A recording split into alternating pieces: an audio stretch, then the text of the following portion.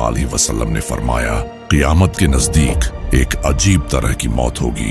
एक इंसान बाजार में खड़ा होगा और अचानक उसे मौत आ जाएगी, जबकि आसपास के लोगों को पता भी नहीं चलेगा। यानी कि हार्ट अटैक जैसी बीमारी से सडनली मौत होगी, जो कि आज आप सबके सामने हो रहा है।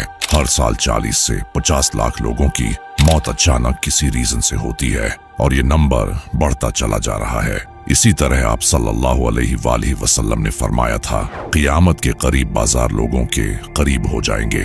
आज ऑनलाइन शॉपिंग एप्स के जरिए लोगों की पॉकेट्स में पूरी की पूरी मार्केट्स हैं, वो जो चाहें ऑर्डर कर सकते हैं।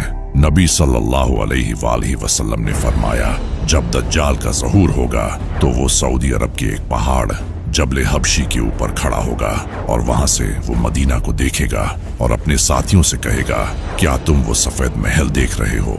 वो मोहम्मद की मस्जिद है। आप ये जानकर हैरान हो जाओगे कि रात के वक्त मस्जिद नबवी एग्जैक्टली एक सफेद महल की तरह ही दिखाई देती है। आप सल्लल्लाहु अलैहि वसल्लम ने फरमाया था, दज्जाल मदीना में एंटर नहीं हो सकेगा। इसी वजह से वो जबले हबशी पहाड़ पर खड़ा होकर दूर से मदीना को देखेगा। और कमाल की बात यह है कि ये मदीना के बाहर एक पहाड़ है, बिल्कुल इसी पहाड़ पर वो खड़ा होकर मदीना को देखेगा।